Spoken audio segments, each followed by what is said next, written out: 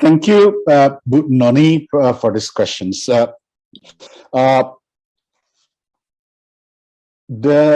let's say like that.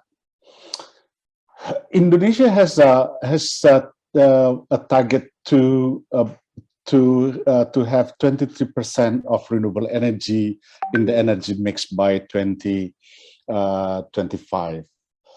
In the last 5 years, there are only about 1,700 megawatt of renewable energy project that has been built, and this is because of the some regulatory issues that has not make it clear that Indonesia has to go to prioritize renewable energy.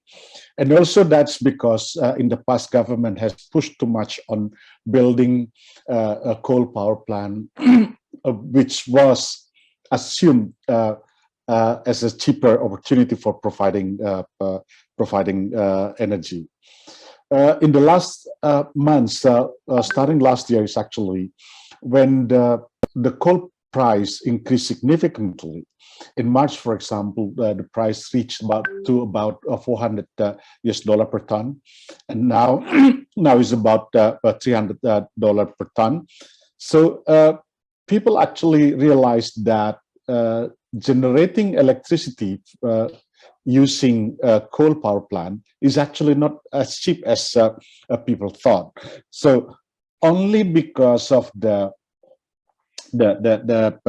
set price by government of about $70 per ton of coal make the energy price is cheap, but actually in fact it's not cheap. So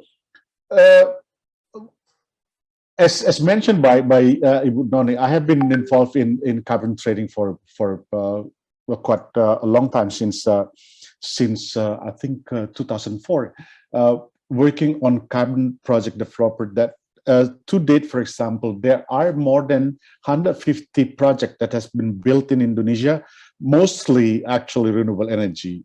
We have huge potential, but have not been well utilized. We even have huge potential in the palm oil industries. We could utilize the waste to generate electricity, to generate energy, and so on. But unfortunately, the opportunities has not been taken seriously. So that's why we had a serious discussion in the past with Parliament, with Senate, about establishing a kind of renewable energy law.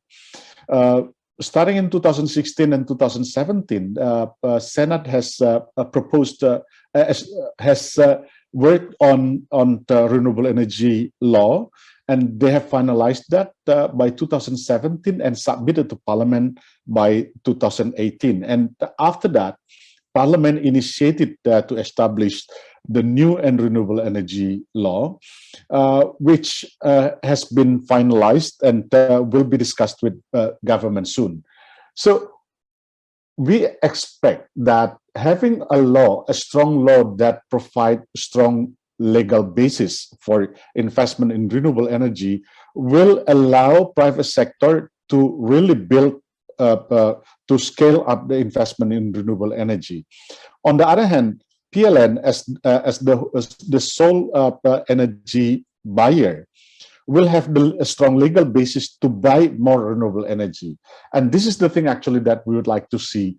Regulatory basis will be one of the very basic need in order to really push with the investment in renewable energy. A good thing is that government now have two things that will be implemented soon that will help in reducing the air pollution. First is actually the so-called coal early retirement. After COP last year in Glasgow, there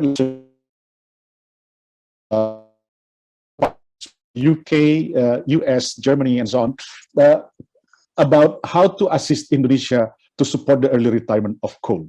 And there is a draft regulation, presidential regulation that will regulate on the tariff for renewable energy, but government put, let's say, a regulation for stopping the new development of coal power plant.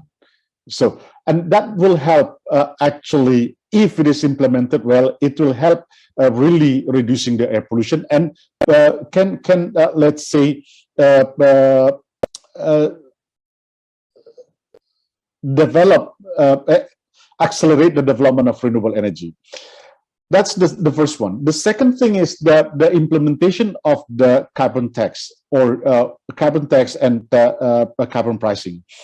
There are two regulations that have been passed by government. One last year. One is on the presidential regulation number 98 on the implementation of carbon pricing, and the second one is the law number 7, 2021.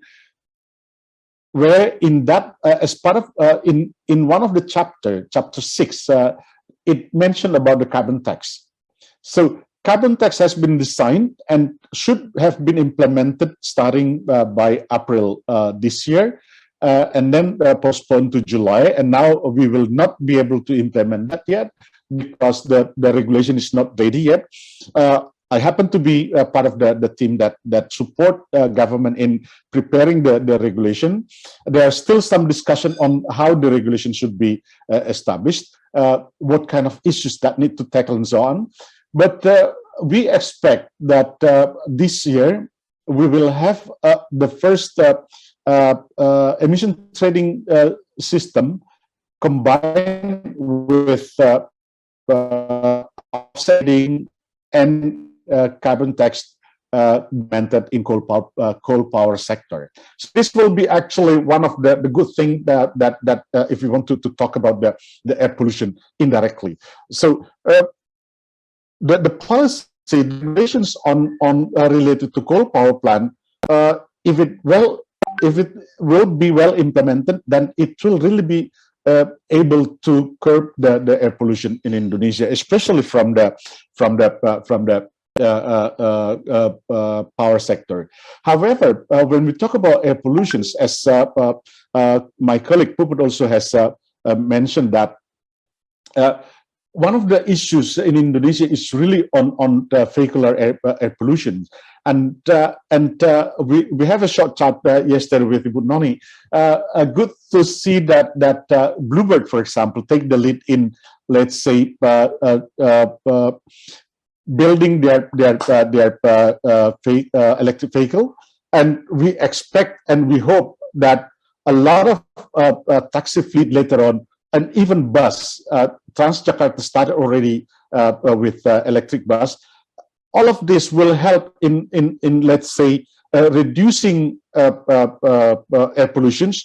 Although Mas Puput always say, okay, if we let's say if we use electric vehicle, but the power plant still using coal, so actually we will not reduce a lot, but at least we will reduce the air pollution caused by the transportations. So I mean, this is the thing that we need to support government and private sector in Indonesia.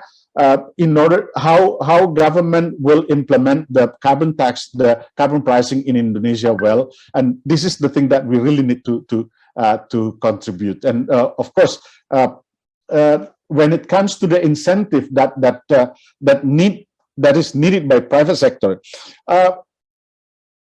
one of the issue in the investment in renewable energy is actually on how the procurement could be done by PLN, and how if the carbon tax or carbon pricing is already well implemented, then we will see that there will be let's say impact on the price of the power generation using coal power plant. So which means if we don't have, if government will lift all the subsidies to fossil fuel, then it will be easier actually for renewable energy to compete with fossil power plants, fossil energy. We even don't need incentive as long as the subsidy is lifted by the government.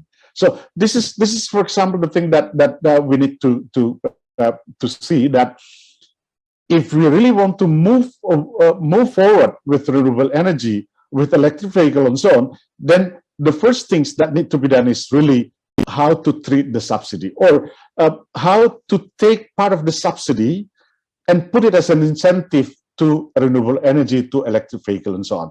So that's the thing that I could share with all of you now. Thank you very much.